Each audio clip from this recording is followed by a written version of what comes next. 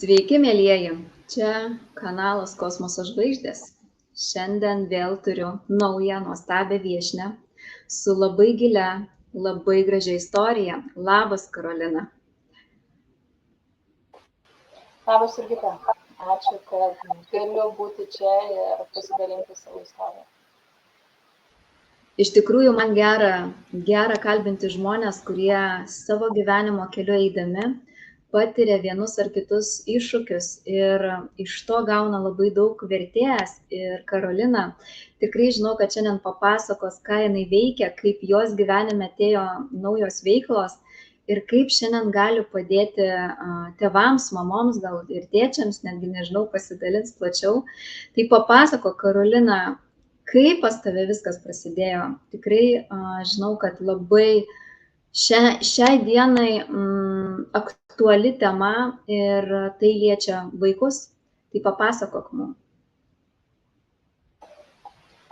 Net nežinau, nuo ko pradėti. Gal nuo pradžių. Prieš dabar 11 galbūt metų mano vyriausiam sūnui, kuriam greitai sueis 18, buvo nustatytas Aspergerio sindromas, autizmo spektro sutrikimas. Ir iki to laiko aš, kaip čia pasakyti, mačiau, kad kažkas su juo yra negerai. Mes vaikščiojom pas gydytojus, jisai iki 5 metų nekalbėjo. Bet buvo taip sakoma, kad jisai turi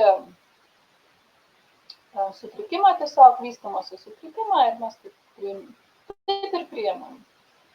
Kad vystymosi sutrikimas, jisai logopedą vaikščiojo, tiesa mes jam suėjo 1,5 metukų, mes persikraustėme gyventi į Vokietiją ir daug kas rišo su tuo, kad čia 2 kalbos, čia dėl to jis nekalba ir panašiai. Ir mes labai daug kažkaip į tai nekreipėm dėmesio. Ir tų signalų buvo labai daug, bet aš irgi nekreipiau dėmesio, tuo metu sąmoningumas man buvo visai kitoks. Nors pati esu patyrusi labai daug visko, tiek vaikystėje, tiek paauglystėje, tikrai labai daug esu visko patyrusi. Ir man matomai reikėjo tos diagnozės tam, kad aš atsibusčiau, tam, kad aš suprasčiau, kad kažkas yra daugiau ir kažką reikia daryti. Ir kai jam nustatė tą diagnozę, jau gydytoja labai ilgai tempė kažkaip tai tą visą procesą. Ir galų gale jinai sako, kad reikia padaryti tyrimus, greičiausiai jam yra Aspergerio sindromas.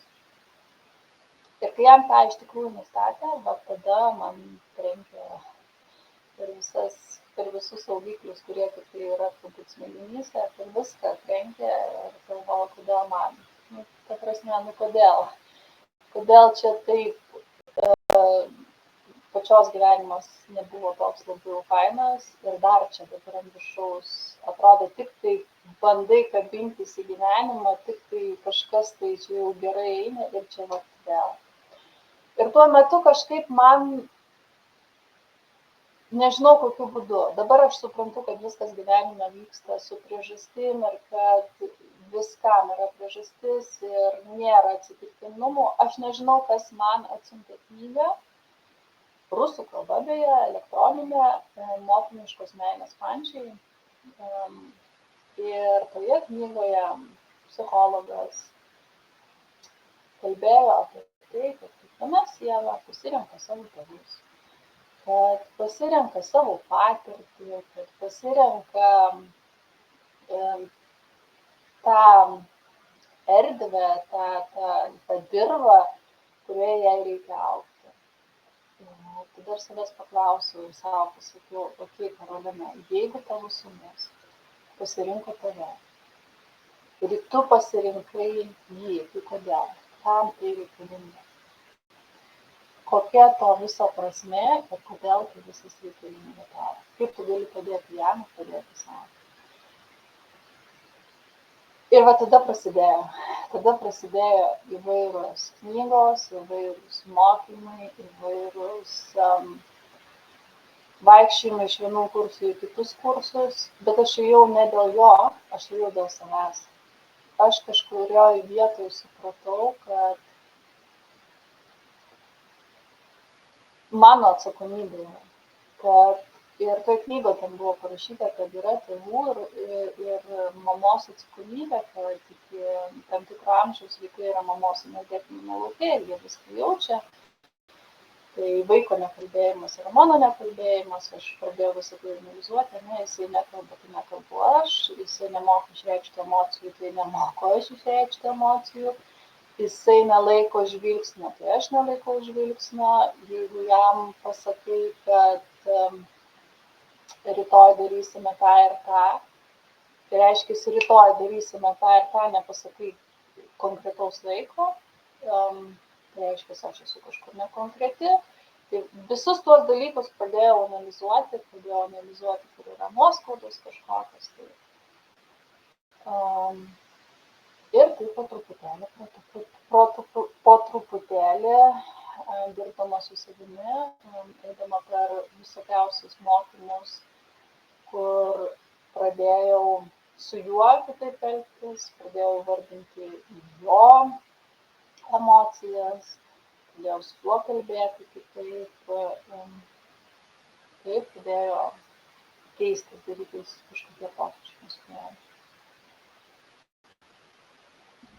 Tai ačiū tau, kad tu daliniesi iš tikrųjų ir klausau ištempus ausis ir iš tikrųjų net, kad tu sakai dabar taip viskas aiškiai dar kartą parodo, kad vaikai yra mūsų atspindžiai ir atspindi tikrai mūsų vidinį pasaulį ir jie yra tikri veidrodžiai, kurie parodo, ar ne, ir nesvarbu turbūt netgi kokio amžiaus, aš netgi galvočiau, į kuo mažesni turbūt tai yra ten dar 100% tikslingumas, gal kai auga jie, ar ne, jau šiek tiek ten kitaip kažkas vyksta.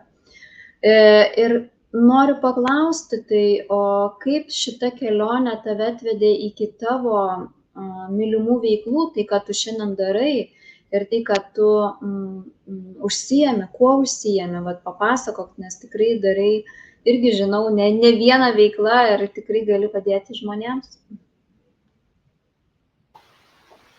Tai taip, tai aš visų pirma pradėjau viską nuo, nežinau kodėl, nuo pat pradžių norėjau psichologiją, bet gyvendama čia Vokietijoje, tuo metu dar galbūt tokia savivertė buvo, tai kaip tu čia Vokietijoje gyvendama, gerai dar kalbos nežinodama, čia pradėsi psichologiją studijuoti.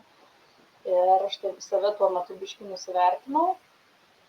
Bet kažkodėl, tai nežinau, kodėl aš nuėjau į masažus. Tuo metu aš nežinau, kodėl, dabar tai aš žinau, kodėl. Aš nuėjau mokintis masažų ir ilgą laiką aš labai gilinausi į masažus. Aš masažuose perėjau labai daug visokių metodų. Aš vienų masažo kursus į kitus. Taip atsirado aromaterapija, eteriniai aliejai, kurie man tiesiog kažkaip jie atsirado, kuriuos aš pradėjau naudoti su vaikais, pradėjau su vyriausiai naudoti, jam visokios koncentracijos nebūdime, ne. Tada atsirado mindfulness mokymai, būtent apie emocijų išreiškimą, išjautimą. Aš viską dariau eidama savo mokintis ir kad aš galėčiau pritaikyti jam, kad aš galėčiau jam kažkaip tai padėti, kitokiais būdais, nes buvo vienas periodas, kai aš dar nebuvau visiškai sąmoninga, jam išrašė gydytoja, dar neatsiminsiu pavadinimo, bet ritanolis, man atrodo, buvo, kur visiškai užspaudžia, kad vaikas būtų ramus, nejudėtų, taip toliau. Ir aš per savaitę laiko pamačiau, kad mano vaikas yra ne mano vaikas. Aš pati nutraukiau visus tuos vaistus ir prašiau tiesiog parodyti man kelią, kaip aš galėčiau kitaip. Ir tada atsirado ta aromaterapija su eteriniais aliejais. Tada po truputėlį, kai aš masažavau, man reikėjo ant kažko praktikuotis, tai jisai neišgulėdavo pradžioje net apie 10 minučių nekalbant. 2, 3, 4, 5 minutės ir taip kiekvieną dieną būdavo vis ilginama iki kažkokio periodo, kad jisai galėdavo ramiai išgulėti. Tuomet atsirado, kaip minėjau, mindfulness apie emocijas, tai pradėjau su juo jam įvardinti, kaip jisai jaučiasi, kad jisai pradėjo kalbėti apie savo jausmus ir emocijas, ko anksčiau nedarydavau. Tuomet atsirado Access Bars praktikos, kur tiesiog laikant tam tikrus taškus galvoje atsipalaiduoja įtampos.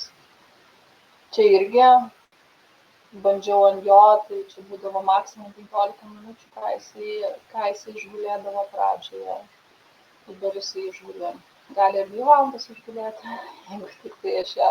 jeigu tik tai jam tik laiką skirčiau. Ir paskui kažkuriuo metu vis tik tai atėjo psichologiniai mano gyvenimą, jau aš tiek per masažų metu aš pradėjau jausti tam tikrose žmonių įtampose kūne, aš pradėjau jausti, kažkas yra daugiau. Aš pradėjau įvardinti jų, kas nugarose yra. Tada pradėjau domėtis psichosomatika. Pradėjau tiesiog kalbėti apie tai, kas yra žmonių kūne. Čia vis tiek su psichologija susiję. Ir tada pradėjau mokintis psichologinio konsultavimo. Vis tiek dėjau iki to savo noro. Ir tada, žodžiu, tu pati turbūt žinai, kad tas mokinimasis jisai nesibaigia. Vieną po kito ateina, pati jau labai daug į konsteliacijas, regresijas, konsteliacijas, tai atėjo mano gyvenimą, tai pradėjau mokintis. Tai visus tuos metodus, ką mokinausi savo ir dėl savęs ir dėl savo vaiko, aš pradėjau naudoti savo gyvenimą ir kitiem padedant. Labai ačiū tau, kad daliniesi, kadangi aš esu numerologė ir mano skaičiai gali parodyti ir karmą. Ir tikrai aš turiu kai kurių tokių praeitų gyvenimų labai daug iššūkių. Ir dabar tiesiog man kaip specialistai gal toks iš tavęs patvirtinimas, ar tai rodo, kad vaikai, kurie ateina su tokia viena ar kita negalia, ar ne, nes jų gali ir daug būti, tai rodo, kad mama, ar ne, mama turbūt daugiau, ar ne, gal tėtis, nežinau, kad tam tikruose gyvenimuose kažkuriuose, gyveno nesąmoningai ir labai pridarė, aš kaip sakau, mėgstu sakyti, iššūkių, ar ne, kitiems žmonėms. Ar tikrai apie tai, nes tu paminėjai ir konsteliacijas, ir regresijas, tai čia yra labai, labai stipru ir labai gilu, kas šiandien drįsčiau sakyti, tai yra mūsų visų ateitis, jeigu mes norėsime gyventi harmoningiau ir geriau ir tuo pačiu, ar ne, netgi jeigu yra tokios iššūkiai, tokie, ar ne, pradžiai protų nesuvokiama, kodėl, už ką, galima šitais įvairiais būdais, raktais atrakinti ir pagerinti, ar ne, nes tu iš pradžių paminėjai, kad net nekalbėjo, paskui po kažkurio laiko pradėjo kalbėti, tai čia irgi buvo tų sesijų visų, ar ne, tų tavo gilių suvokimų, pamatymų ir paleidimų, tas pasiekimas, sakykim, taip, ar ne? Taip, aš kaip sakau, moto viso gyvenimo yra viskam priežastis, ir reiškia, kad jeigu jau atėjo tokia siela į mano gyvenimą, reiškia, jau aš kažko esu prisidirbusi tose praeitose gyvenimuose, kad išmokčiau tam tikras pamokas čia ir dabar, šitoje inkarnacijoje, ir padėčiau galbūt tiek savo ir tiek kitiem, nebedaryti tam tikrų galbūt kažkokių klaidų, ar gyventi kažkaip tai sąmoningiau. Ir labai dažnai matau, žinai, iš savo klienčių, kad dar labai daug moterų tą nepripažįsta, kad vaikai tai yra susijęs su manimi, kad atspindi mano gyvenimą, kad atspindi mano emocijas, kad atspindi mano kažkokį nekalbėjimą, kad daug kas dar su tuo nesutinka. Tai aš tik pradedu apie tai kalbėti, tai ir komentarų sulaukiu, kokios nesąmonės, ką tu čia nekalbi. Ir mano gyvenimas tą labai smarkiai parodo. Parodo, kad tai yra tiesa.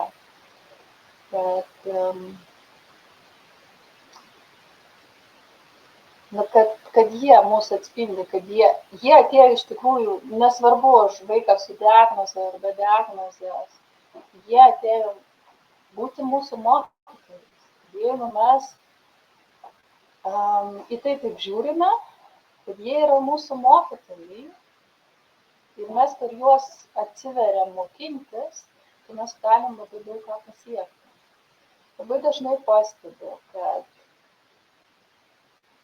nesvarbu, kokia diagnozė yra vaikui, aš dirbau klinikoje, Vokietijoje, psichosomatinėje, ir dažnai atvažiuoja tėvai, atveža vaiką su bet kažkokiu sutrikimu ar dar kažkuo, tai sutvarkykit jį, su juo yra kažkas negerai. Kada tu bandai atsukti tėvus į save, tas vaikas, jisai tiesiog parodo tau, kad tu gyveni savo gyvenimą kažkaip ne taip, kad tu kažką savo gyvenimą darai ne taip. Tai iš pirmo tėvai labai pradeda piktintis. Ne, aš manau, kad čia viskas okei yra, čia jisai kažkoks yra ne toks. Bet jeigu tėvai atsiveria tam, tai darosi labai didelis pokyčiai. Labai tikrai tada pradedi matyti kažkokias sinchronizacijas, kur tėvai tada patys sėdi ir sako, wow. Ta prasme, viena net istorija tokia buvo, moteris labai ilgai 14-15 metų rūpinosi vien tik tai dukros gyvenimu, viskas tik tai dukrai, kiekvienas dukros kaprizas, viskas tik tai dukrai. Ir ta dukra pradėjo maištauti. Atėjo tas vadinamas paauglystės periodas ir jinai pradėjo maištauti. Ir mama pradėjo nesusitvarkyti su tuo ir atvažiavo pas mus, su ja kažkas yra negerai, sutvarkykit ją. Bet jinai buvo atvira ir dirbo su savimi. Ir tuo metu, kai jinai buvo pas mus klinikoje, dukra išreiškė norą pakeisti mokyklą. Ir mama vėl, tai kaip jinai čia važinės, jinai kitur, tai ką jinai čia darys, tai kaip čia vėl, viską už ją rūpintis, visko kontroliuoti. Ir aš tiesiog jos paklausiau ir daviau jai užduotį, kad tu susirašyk savo, ką tu darysi tuo metu, kai dukra išeis ir važiuos ten į autobusą ir taip toliau, ką tu darysi. Oi, aš jau daug metų nesusitvarkiau sandėliuko, aš ten to dar nedariau, aš ten savo to nedariau, aš tą, jinai per savaitgalį atsisėdo, susirašė, ką jinai darys tuo metu ir ateina jinai pas mane į konsultaciją ir sako, tu nepatikėsi. Aš sako, nesuprantu, kas darosi, bet kai aš susirašiau visą planą, ką aš darysiu, atėjo mano dukra su planu ir sako, mama, važiuok, aš va tada ir tada važiuosiu, aš va tada ir tada taip darysiu, aš va tada ir tada grįšiu namo. Sako, aš nesuprantu, kas čia darosi. Ir tai parodo tiesiog, kada mama pradeda rūpintis savo poreikiais, savo kažkokiais, tai žiūrėti, o kas tai apie mane, tai tai atsispindi vaikų gyvenime. Tai ateina vaikai ir rodo, žiūrėk, čia aš jaučiu, aš matau, aš dabar irgi darysiu taip kaip tu. Klausyk, aš klausau ir tai galvoju, vat atrodo situacija visiškai paprasta ir atrodo, tai čia nieko tokio ir nepadarė, kažko neįmanoma, bet iškart koks atoveiksmis. Tai vat mano visi kalbinti svečiai, kurie tikrai ir viešnios ar ne, kurie praeina savo kelią, visi patvirtino, kad iš tikrųjų viskas priklauso nuo mūsų pačių ir tavo šitą istoriją, kuri tu irgi pasidalinai. Ir savo gyvenimo istorija iš tikrųjų rodo, kad viską galima padaryti. Žinoma, galbūt tik tai vieniems yra sudėtingiau, todėl kad Dievas davė daugiau iššūkių gyvenime, daugiau sudėtingumų, kad suvokti iki tokio lygio, kad aš galiu keisti ne tik savo gyvenimą, bet visų savo artimųjų. Ir vat tas paauglės, kurias tu paminėjai, ir aš kadangi pati dirbusi virš 10 metų mokykloje, aš tokių istorijų prisiklausiau, aš tiek visko ir galvoju, kaip man reiks, kaip mamai išgyventi, nes aš irgi paauglė kažkada tai turėsiu. Ir iš tikrųjų, tai galiu patvirtinti tavo istoriją, jeigu ne darbas su savimi, nebūtų gražios paauglystės. Tikrai tą galiu pasakyti. Ir klausimas, tada jau reikėtų vėlgi, ar ne, kažkokių tai įsitraukimų, bet kadangi aš suvokiau, kad vaikas tai yra veidrodis, tai reiškia, aš turiu iškart žiūrėti į save ir jeigu aš su savim negaliu savo padėti, aš kreipiuosi pas kažką, kas man gali padėti. Fantastika, gera klausyti ir tai tikrai rodo, kad pasaulyje kažkas vyksta nerealaus, kažkas tokio kosminio, kas galbūt mums seniau tai būtų nesuvokiama kaip iš fantastinio filmo, bet gal turi dar kokią istoriją, gal kažkokią dar tokią gilesnę, prasmingesnę, nes kodėl iš tikrųjų mokyklai dirbdama mačiau, kad vaikai turi daug iššūkių, labai daug psichologinių traumų atsineša. Ar ne, nuoskaudų tėvams, būdami maži vaikai ir prisimindami kažkokius tai skaudžius išgyvenimus ir įvykius. Galbūt tu gali dar kažko, kad mes tas mamas arba tėčius, kurie žiūrės, galėtumėm juos įkvėpti ir žengti žingsnį ir pas pačią netgi, ar ne, ateiti ar kažkokį kitą specialistą ir padėti savo ir tuo pačiu kurti gerą ateitį vaikui, nes viskas eis toliau. Kadangi vėlgi aš pabrėšiu, esu numerologė, aš suprantu, kad tai yra kartos, kad tai reikia nutraukti programas, kurios yra įsisenėjusios, kurios labai greunančios. Ir kai mes turim keisti mąstymą, taip, tai nėra lengva, kai tu ten 40-50 metų tą patį darai ir staiga tau reikia vieną dieną kažką jau daryti kitaip, bet mažai žingsneliais ir tokiom istorijom, tai rodo, kad galima tikrai padaryti, reiškia, tai tampa įpročiu, ar ne, į mūsų ateitį ir tuo pačiu pavyzdžių savo vaikams. Gal turi dar kokią istoriją? Tų istorijų yra labai daug. Pačios gyvenime yra tokių smulkmenų, atrodo, net tu sakai, prieš tai banalu, būdavo tokių situacijų, mano vyriausias sūnus, jisai labai atsakingas būdavo, grįždavo namo ten ir visada jam namų darbai, struktūra, namų darbai ir viską. Ir vieną kartą grįžta namo, meta kuprinę, aš nedarysiu šiandien namų darbų. Antrą dieną grįžta namo, meta kuprinę, aš nedarysiu namų darbų. Trečią dieną grįžta namo, meta kuprinę, aš nedarysiu namų darbų. Tu sėdi, tada galvoji, tai pala, čia jau ne šiaip savo, žinai, vieną dieną kaprizas, aš nedarysiu namų darbų.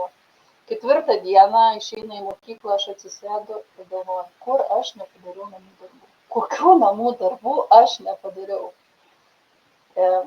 Atsisėdu, padarau, o tuo metu aš mokinausi irgi psichologiją, man atrodo. Atsisėdu, darau namų darbus, viską padarau, kas jau susikaupia. Grįžta mano sūnus, pasiėma kuprinę, eina daryti namų darbų. Mama, aš einu daryti namų darbų. Ir tose tokiose smulkmenose galvoju, okei, tai čia nėra atsitiktinumai kažkokie. Kitas mano sūnus labai ilgą laikotarpį be priežasties rėkdavo. Tu jam negalėdavai pasakyti nė žodžio. Prasme, kiekvieną mielą dieną rėkdavo. Tu ką nors pasakysi, jisai iš karto rėkia. Dar ką nors pasakysi, iš karto rėkia. ir galvoju, ir taip ėjo laikotarpis, kaupėsi kažkaip tai, vėl atsisėdau, gerai, Karolina, kur turėti, kur tu viduje esi nepatenkinta, kur turėti, ką reikia pakeisti. Pamatėjai, pakeitėjai, veikimai pasibaigė. Ir bet dabar turiu mažiuką 9 mėnesių vaiką. Ir jisai gan prastai pradėjo naktimis miegoti. Galvoju, okei, apie ką tai. Vieną naktį aš pasiėmu jį į lovą pas mus ir man ateina mintis saugumas. Jisai tarp mūsų jaučiasi saugiai. Gerai, Karolina, kur tu pradėjai jaustis nesaugiai gyvenime?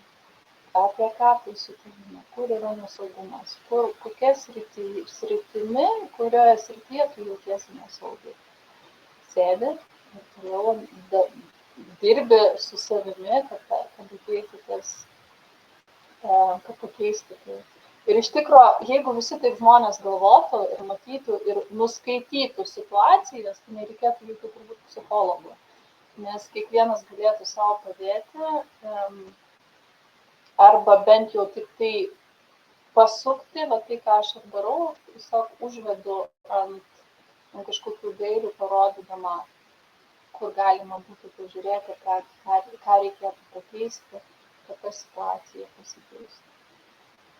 Tai vat tokios smulkmenos galbūt, kurios nėra smulkmenos. O kitas dalykas, aš visada galvodavau, kad tai, ką aš darau, yra nematoma, vaikai nemato, nejaučia, nepriima galbūt. Ir viskam reikia laiko ir teisingai yra tas posakis, kad mes esame vaikais, mes jų neauklėjame, mes rodom pavyzdį. Ir kad savo pavyzdžių, tai kaip mes gyvename, mes galime padėti jiem gyventi ir kurti savo gyvenimą kitaip. Ir aš ilgą laiką, aš savo vaikam nekišau kažkokių tai tenai, tu daryk taip ar taip, elgis taip ar taip. Visada kalbėdavau apie savo jausmus, apie savo emocijas ir tiesiog gyvenau tuo, kuo aš tikiu. Tai ten meditacijos, tai ten sportas, tai ten mityba kažkokia kitokia ir panašiai. Ir man tie patys atviriniai idėjai. Ir man visą laiką atrodė, kad čia tik aš sau darau. Bet va dabar vaikai užaugo ir ypač vyresnėlio sūnus, tai jisai pastaruoju metu mane stebina kiekvieną mielą dieną. Kiekvieną mielą dieną jisai atneša kažkokių tokių istorijų ir dalykų, kur galvoju, vau. Bet čia yra vis tik tai ne veltui viskas daryta ir jis mato, jam kitą mėnesį sueis 18 metų. Jisai kiekvieną mielą dieną medituoja, jisai skaito tokias knygas kaip placebo efektas, lietuvių kalba, man atrodo, Dispensos, Merfio pasąmonės galia. Jis baigė dabar mokyklą ir ilgai labai nežinojo, ką jis nori daryti, bet kažkada atėjęs sako, mama, žinai, aš esu labai apšalęs nuo to, koks jaunimas yra pastaruoju metu, kokios vertybės, ką jie ten rūko, geria, kalba kažkokias nesąmones. Aš norėčiau tą pakeisti. Ir va šitoje vietoje aš suprantu, man pačiai buvo labai toksai, visą tai, ką aš dariau ne dėl savęs, o aš ruošiau kelią jo keliui. Aš ruošiau kelią, kad parodyti, kad jisai eitų savo keliu. Ir jisai manęs klausė, mama, ką man reikėtų daryti, mokintis, bet kad aš padėčiau vaikam, paaugliam gyventi kitaip. Taigi nuo mūsų minčių viskas priklauso, nuo mūsų tai, ką mes galvojam, tai, kaip mes jaučiamės, nuo mūsų priklauso. Aš jo paklausiau, nuo ko jisai norėtų pradėti, kaip jam atrodo, kur yra ta pati pradžia.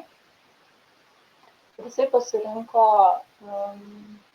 ankstyvo ugdymo ir dabar mokinsis jisai ankstyvo ugdymo ir darželio auklėtojo, paskui jo tikslas yra psichologija ir greitai į tą pusę NLP, jam labai patinka NLP, jam pakartojam bus tik 18 metų. Ir tai tiesiog parodo, kad mūsų pavyzdys ir tai, ką mes gyvenam, tuo, ką mes gyvenam, keičia visiškai kitokį, kaip vaikai elgiasi, kokias vertybės vaikai turi, kuo jie domisi. Jisai, grįžtant prie diagnozės, tai jam pernai diagnozė buvo panaikinta, jo tikslas buvo, jisai visada sakydavo, mama, aš nenoriu tos diagnozės, aš nenoriu būti ekstra dešra, aš noriu, kad mane priimtų taip, kaip jie priima visus kitus. Ir jisai tikrai labai daug stengiasi, pats labai daug darydavo dalykų, kartais jį labai nervuodavo, nes turint tokią mamą namuose ne visada yra lengva, nes būdavo ir mobingo situacijų, kur grįžta namo, vaikas visas verkia, tu jį iš pirmo apkabinėja, nuraminėja, paskui pasisodinė ir klausia, tai ko tai tave mokina? Kodėl tau yra reikalinga tokia situacija? Ką tu iš to gali išmokti? Ką tu gali pakeisti? Koks tavo ilgesys? Ką tau reikia padaryti savyje, kad ta situacija pasikeistų? Ir labai daug kas buvo apie savivertę ir apie drąsą, apie atstovėjimą savo ribų. Ir jisai nuėjo mokintis, jis nuo pat mažens žaidžia futbolą ir jam labai patinka futbolas. Jisai nuėjo mokintis teisėjavimo, jisai yra futbolo teisėjas.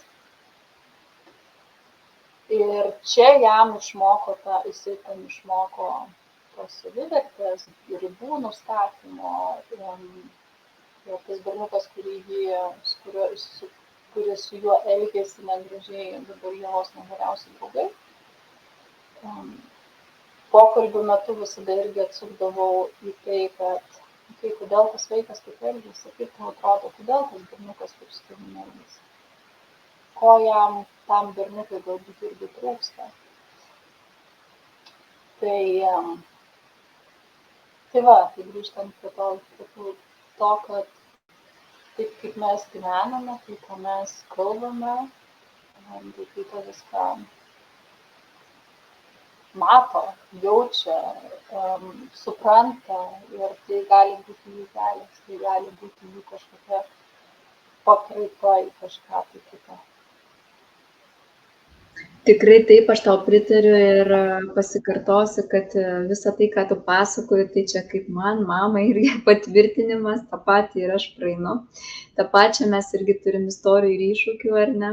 Ir iš tikrųjų tai priklauso nuo mūsų ir nuo aplinkos ir turbūt ir pačiai, ar ne, kaip pasakau, Dievas davė visas tas situacijas ir tiem žmonėms, kurie pradeda suvokti, kad šitame gyvenime toliau kitaip gyventi, kaip seniau gyvenom, nebeįmanoma, nes jeigu mes gyvensim tam chaose, kaltės ar nejausme, pykčio, agresijos, ar ne, visi, bet aš tai ne, aš atsitraukiu ir atsiimu visą tai, tai iš tikrųjų yra žala daroma, aš vėl pasikartosiu, ne tik vaikams, bet kartoms į priekį, nes tos programos, reiškia, ir aktyvuosis toliau ir keliaus.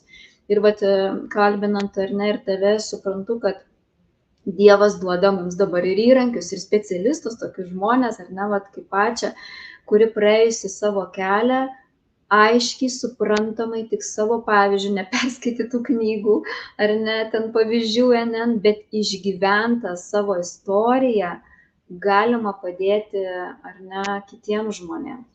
Noriu tavęs paklausti, o aplamai kaip pačios kelias į tiesiog į tą pasaulį, matymą kitą, kaip pačiai daugiau prasiplėtė, ką pati dar labiau suvokiai, nes kaip ir minėjai, ar ne, ir dėl vaiko, bet pati kaip tą, vat, ką dar gal atradai, gal gali pasidalinti, kodėl, nes žmonės visada kažko bijo, kažko, vat, pasakyk, terapiją kokią nueik, arba ten numerologiją, tai ten tokių istorijų, žiūrėk, išgirs kokių, kad ten kažkas kažką dėl kažko. Vat kaip ten vat tuos pramušti ledus, kad nu, šitie įrankiai duoti įvairiausi, ar ne, energetikos praktikų visokių, kurios tiesiog padeda žmogui. Ir tik dėl jo gerovės, o ne dėl kažko tai blogo. Aišku, čia tos mintys negatyviosios su jos visada žaidžia, kad tik tai tu neįtum geresnių, laimingesnių, ar ne, šviesesnių kelių ir tavo šeimoje būtų daugiau tos harmonijos. Nes jeigu visur disharmonija, tai reiškia turi visur ir būti, bet taipgi nėra. Bet tame ir esmė, kad galim mes visą tai koreguoti, ar ne, per sąmoningumą ir žinių gausą. Tai pasidalink, gal kažką tai irgi galėtum. Tai, žinai, perėjus tiek daug visokių praktikų ir visokių metodikų ir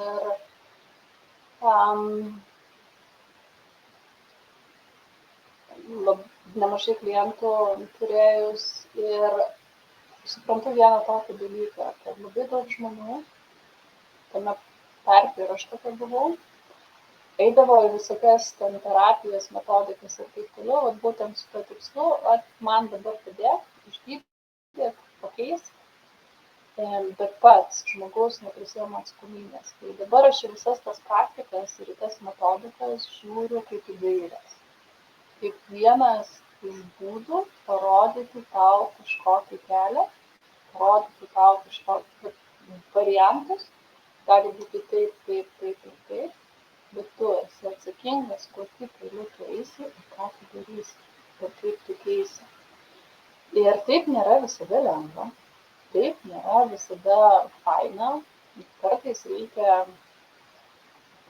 pereiti per visokius tokius dalykus, kur yra galbūt nemalonu. Daugam atrodo, kad čia bet nueisiu kažką ir man čia burtų lazdelė pasikeis. Ir po kažkiek, tai būna klientų, po kažkiek, kur jie supranta, pasirodo, man čia reikia daryti ir nemažai reikia pakeisti ir nemažai galbūt net išeiti iš kažkokių ar santykių ar dar kažką padaryti, bet kai kurie yra nepasiruošę. Ir galbūt dėl to daugelis žmonių neina ir nedaro ir sako, kad čia ten praktikos yra nesąmonė ir dar taip toliau ir panašiai. Kai kurios praktikos mano gyvenime, jos nėra praktikos, jos yra mano gyvenimo būdas. Ir čia daugelis žmonių žiūri, tarkime, net meditaciją. Aš čia pamedituosiu, čia tipo pasėdėsiu ir nukris viskas man iš dangaus. Man meditacija yra kaip dantų valymas. Tai yra tai jau tapo mano, tai nėra man praktika, tai yra mano gyvenimo būdas. Tai yra mano gyvenimo būdas, tai yra mano dalis. Tai yra arba tai eteriniai aliejai, tai nebėra kažkokie tai buteliukai, tik tai yra mano kasdienybė. Tai priklauso nuo to, kur yra tavo fokusas ir kaip tu žiūri, ar kai tu žiūri į kažkokį įrankį, aš čia dabar panaudosiu ir čia bus stebuklinga lazdelė man, ar tai tu vis tik tai žiūri kaip kažkokia tai iš vienos pusės kaip tavo dalis, o iš kitos pusės kaip kažkokia gairė, kad parodyti, ką galiu padaryti, kad išeiti iš tos situacijos, kuri man galbūt dabar yra nemaloni, kuri galbūt nepatogi, kad būtų kitaip. Ir čia mes grįžtam prie vieno to pačio dalyko, tai yra prisiėmimas atsakomybės. Ne vienas terapeutas, ne vienas numerologas, ne vienas astrologas negali pakeisti tavo gyvenimo, jeigu tu neprisiėmi atsakomybės pats tą daryti, pats keisti, ir taip tai nėra visada malonu ir nėra visada patogu ir nėra visada lengva, nes visiems atrodo, oi čia, nu tu tai, tau tai čia viskas paprasta, tau tai čia viskas lengva. Bet turbūt paantrinsi, kad jie nemato visi, ką tu pereini ir ką tu darai už tų užkulisių. Kad mes, dirbantys ir padedantys žmonėms, mes visų pirma patys pereinam per neaišku kiek visko, kad paskui galėtume padėti kitiem. Nes tik per, kaip tu ir minėjai, per savo patirtį, mes galime padėti kitam žmogui, ne kitaip. Tikrai taip, ir klausantis tave, tai aš tiesiog net galvoju, taip mastai, taip dėstai lygiai, tai kaip aš, nu, ta prasme, vat grinai, atrodo, lyg aš ten sėdėčiau ir tą patį galėčiau pakartoti ir papasakoti. Gal galėtum kokių perliukų ir akcentų, vat žmogui, tas, kuris yra nedrąsus šiandien, bijo priimti sprendimą, vat nesvarbu kur, ar ne, ar tai santykis su vaikais, ar santykis su vyru, ar ten darbe, nuo ko jam pradėti, vat kaip įgauti tos drąsos, kaip pasitikėti savimi, kad negalvot, kad kas blogiausia atsitiks, bet tikėt, kad darant vis tiek kažkas bus, nes aš pati, kai darau analizės, aš visada noriu žmogui parodyti, kad nu, jisai gali viską turėti, viską per gerą prizmę, bet reikia nebijoti žingsnio, nes už baimę, sako, visos yra žmogaus galimybės, visos dovanos, kurias jis turi pasimti, bet va tą reikia, kaip sakant, laiptelį vieną, ar ne, peržengti, bet gal kažkokiu turi perliukų tam nedrąsiam žmogui, kad, nu, pasiryštų kažkokį tai lemtingą žingsnį žengti. Žinai, dabar atėjo toksai mano sūnus, šiemet pats savo norų pasidarė tą vision board. Ir ten labai didelėm raidėm užsirašė nustok galvoti daryti. Tai bet turbūt vienas iš tų tokių perliukų, kad mes per daug žmonės analizuojame, mes per daug mąstome ir mes per daug visokių variantų bandome surasti, ne? O kas bus jeigu taip, o kas bus jeigu taip, o kas bus jeigu taip, o kas bus jeigu taip. Tai tiesiog daryti. Net jeigu ir bijai, daryti, nes tu niekada nesužinosi, kas bus už to, kas bus už to. Ir mes niekada nežinosim, kas bus, jeigu mes padarysim. Niekada.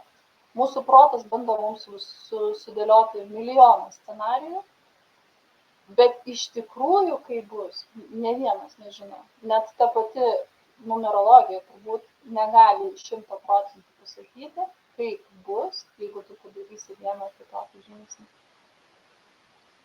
Tai vienas tikriausiai iš tų perliukų, net jeigu ir bijai, daryk. Negalvok, nemąstyk, neanalizuok. Čia dar labai toksai, iš pastebiu iš savo klientų, ai, man čia dar su mama reikia padirbti, ai, čia dar su tėčiu reikia padirbti, ai, čia dar su tuo reikia padirbti ir dar va su tuo padirbti reikia. Ir va tada turbūt jau bus viskas gerai. Bet esmė yra iš tikrųjų žingsnėje. Nori keliauti, ras galimybių kaip keliauti. Nori mokintis kažką, neanalizuok, tai kaip čia man dabar tą padaryti. Tiesiog ženk žingsnį. Turbūt mano ir draugai dažnai sako, ir vyras dažnai pažymė, kad jeigu kažkas atsiranda, jeigu kažkas kažką man parekomendavo, aš tiesiog bandau. Aš nežinau, kiek aš jau esu išbandžiusi visokių papildų, aš nežinau, kiek aš jau esu išbandžiusi visokių metodų, aš nebesuskaičiuosiu viską, aš tiesiog bandau. Ir tokiu būdu aš atsirenku, kas man yra gerai, o kas man netinka. Negalvoju, ar čia reikia, ar nereikia, tiesiog bandau. Tai vat, taip ir vaikai, ne? Dabar stebiu savo mažylę. Jie dar nemąsto, jie tiesiog bando, jie tiesiog tyrinėja, jie tiesiog nukrito, atsistojo ir vėl bando ir vėl krenta ir vėl bando atsistoti. Tai va taip, ne? Išbandžiau, nepavyko, okei, reiškias ne tai, reiškias kitas, reiškias bandau vėl. Bet esmė yra tiesiog daryti ir nesustoti ir bandyti. Baimė visada bus. Tikrai taip, bet turbūt, žinai, man toks tada kitas klausimas kyla. Jeigu aš darau ištisai ir man kažkas nepatinka, nesiseka dar kitaip sakant, ar ne, vat, noriu rezultato kažkokio, nepabandžiau, vat, nesigavo, bet pas kitą gavosi ir kitą pabandžiau ir dar kitą, ar ne. O kaip vat, tą irgi praeiti, nes čia vėlgi kaupsis tos tokios kaip nuoskaudos, pyktis ant savęs, ar ne, kaip aš čia taip, kaip čia man. Ar ne, vat, kaip tu galėtum tą, kitą dar irgi medalio pusę, ar ne, kai man, aišku, kai žmonės pradirbė ir paleidė daug programų destruktyvių, tai lengvai ir paleidžia, ar ne, ir vakar buvo ačiū, išgyvenau, dėkoju, keliauju, ar ne, šiandien, ką galiu, padarau maksimum, rytoj bandysiu. Bet yra žmonės, kurie viską kaupia ir labai pergyvena, ar ne, išgyvena, ar streso būsenos ten ir visą, bet kaip jam tada va šitą momentą irgi praeiti. Čia man ateina vienas žodis lūkesčiai.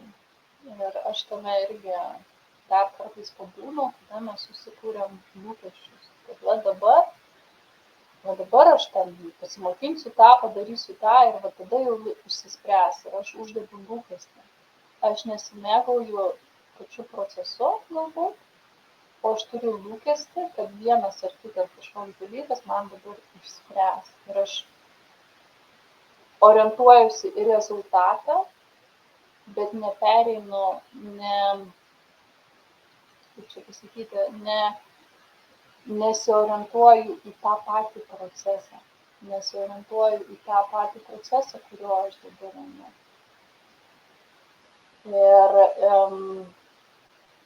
neužfiksuoju pokyčių, kurių aš darau kiekvieną mielą dieną, darydamas tam tikrus mažiukus kažkokius žingsnelius.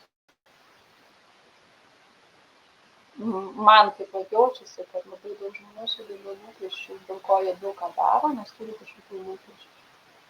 Lūkesčių, kad jeigu aš dabar darysiu, pasikeis. Ir dažniausiai tie lūkesčiai nepasiteisina ir tada žmogus nustoja daryti. Nes nepasiteisina lūkesčiai, bet ne taip, kaip aš įsivaizdavau, jam ten pavyko, o man nepavyko. Reikia atsiminti, kad kiekvienas turi savo atskirtį, kad kiekvienas turi kitokį kelią, kiekvienas pasirenka savo kelią kitaip. Ir vienam gal nuėjus užtenka padaryti kažką vieną dalyką ir jam pasikeitė, o kitam reikia bandyti. Tam reikia pastoviai kažkaip bandyti, kažką daryti ir nesustoti. Bet esminis dalykas yra mėgautis tuo procesu, kuriuo darai. Neturėti tikslo, kad aš dabar darysiu, kad pasiekti tikslą A ar B, o mėgautis pačiu procesu, kuriuo eini.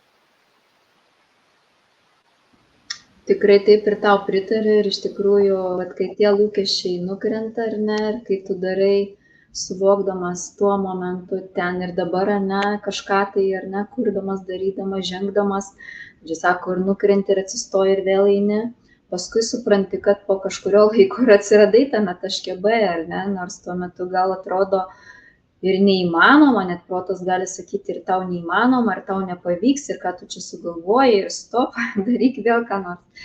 Tai va čia va, jo, tikrai, tai dar kartą rodo, ar ne, kad vėlgi mus turbūt moko, ar ne, būti drąsiems, kantriems, ar ne, ir prisimti atsakomybę, ką mes šiandien ir aprėpėm.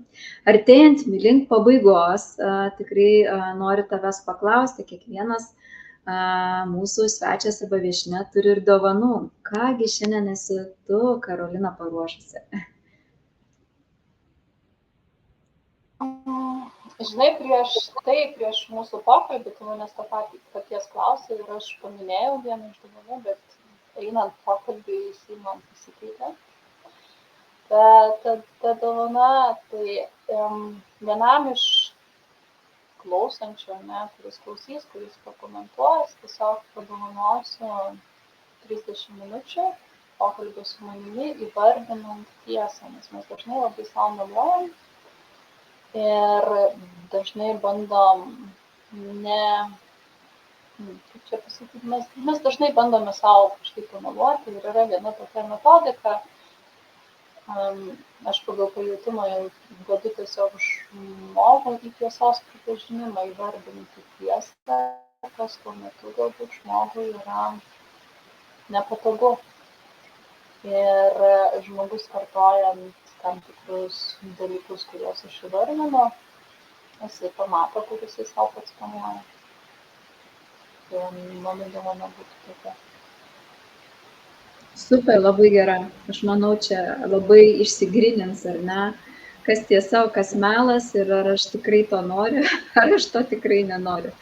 Labai labai tau dėkoju ir tikrai, jeigu jums žiūrovai patiko šis nuoširdus atviras, labai gilus pokalbis, tikrai mes laukiam laikų, tikrai laukiam jūsų komentarų, ką įsinešat, ką suvokėt, pasidalinkit, nes tikrai labai įdomu ir mums sužinoti. Žinoma, su Karolina jūs galėsite susisiekti, paliksime kontaktus jos, susiskambinti ir jeigu tikrai turite tokių panašių gyvenimo istorijų, Karolina jums tikrai mielai padės. Tai užbaigiant paklausiu, kuogi norėtum palinkėti mūsų klausytojams, žiūrovams, užbaigiant mūsų pokalbį. Tai visų pirma, noriu tau padėkoti, kad turėjau tokią galimybę pasidalinti savo istoriją ir to, ką aš darau, ką aš veikiu. O palinkėti norėčiau kantrybės, drąsos ir tikėjimo. Ir pasitikėjimo, kad viskas gyvenime vyksta taip, kaip turi vykti, kad viskam yra priežastis. Kad jeigu neklausi, o kodėl man, nesakai, kodėl man ir nepuoliai tą aukos poziciją, o klausi, atėjo, tai ką aš galiu padaryti, ko tai mane mokina, ką man tai yra reikalinga, tu tampi kūrėjų savo gyvenime, tu tampi prisiėmi tą atsakomybę ir gali pakeisti situaciją tau palankiu būdu. Ir dar taip neina, žinai, aš dažnai kiekvieną rytą darau tokią mini praktiką, aš klausiu kūrėjo, apie ką mes veiksime šiandien. Tai pasitikėti tuo vedimu, kuris yra nematomas ir kuris, kaip kiekviena diena yra ir toje dienoje yra mažytė puzlės detalė mūsų viso gyvenimo. Ir viską tai, ką mes darome, ir viskas, kas ateina į mūsų gyvenimą, tai yra viso didelio paveikslo dalis. Tai ačiū tau, kad atėjai, ačiū tau, kad pasidalinai savo tikrai labai unikaliu, autentišku keliu ir savo gyvenimo istoriją. Ačiū jums, žiūrovai, kad sekat, ačiū, kad laikinat, ačiū, kad prisijungėt prie kanalo ir tikrai, kaip aš visada mėgstu sakyti, tikrai su kiekvieną kartą, aš nežinau, Dievas turbūt irgi mane veda ir atsiunčia vis nuostabesnės pašnekovės ar pašnekovus, kurie gali pasidalinti ir galbūt jums padėti suprasti, atsakyti jums kažkokius klausimus, net ir man labai ateina gilūs suvokimai, kaskart išgirstant vis naujas istorijas. Tai ką sakau, Karolina, sėkmingos tau, gražios dienos, ačiū jums, mielieji, kad žiūrite ir iki kitų mūsų susitikimų.